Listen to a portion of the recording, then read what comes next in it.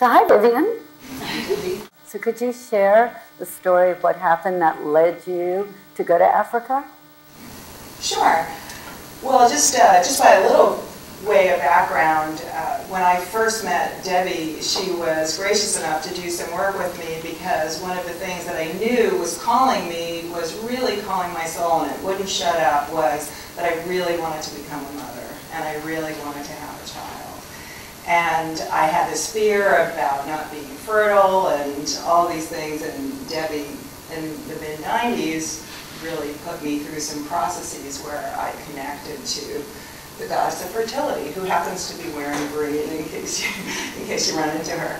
And, and then luckily, a couple years later, I met my husband, so he could partake in this process.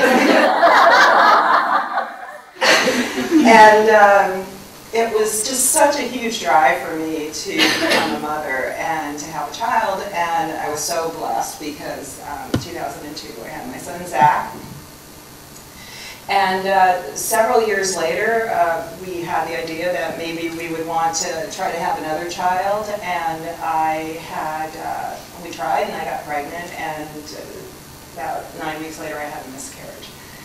And then exactly a year later, the same thing happened pretty much to the day. About 9 weeks, had another miscarriage. And during this time, I had this strange sense of ambivalence when I became pregnant. Like, was this what I really wanted? And it was kind of like the hook was pulling me one way, but I didn't want to listen to it because I thought that meant I wasn't patient, or I didn't want to give myself, and I kind of had all these rationales for what that voice was about.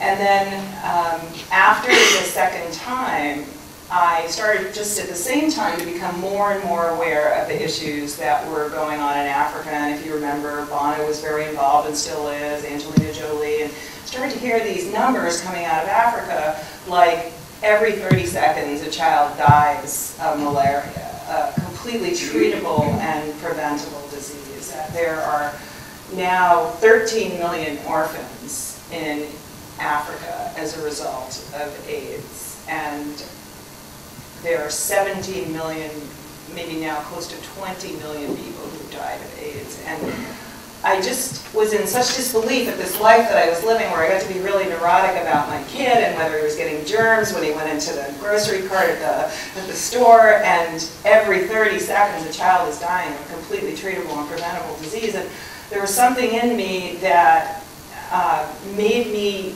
want to bear witness, want to see this for myself. And I remember I woke up my husband in the middle of the night and I said, I have to go to Africa. And he said, why Africa? And I said, well, because every 30 seconds there's a child dying of a completely treatable and preventable disease. There are millions of orphans. What would happen today, even as protected as my child is, as much wealth as we have in our lives, as much of a family as he has, if he didn't have me? If he didn't have a mother, really, I think, the most important guide in anyone's life. And he was like, okay, go to Africa. And I have an amazing husband who's totally open to my desire to expand. And 3 days later, I ended up at the Agape Church, and they were leading a trip to Africa. Now, mind you, at the time, I thought Africa was one country and not 56 small nations, and I just thought I could go, like a lot of people I talk to still think that. I went to the Agape Church, and they were leading a trip to Africa, and that was really my start. I thought, here's a safe way for me to go and to really see what's going on. And within 6 months, I ended up in Uganda at a hospital where the lights weren't on, there was no doctor, there was no ambulance, there was no running water when the lights were off, on and on and on. 1 in 10 women were dying in childbirth.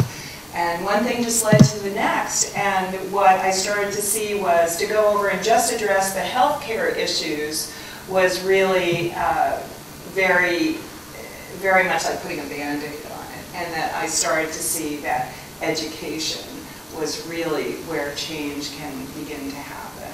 And it always came back to, this is just like my child. I would not stand for my child to not be able to go to school. I would not stand for my young child to have to travel across dangerous highways on his own with no no protection.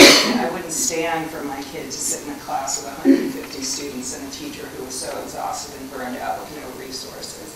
So I said to Debbie, will you help me build a school?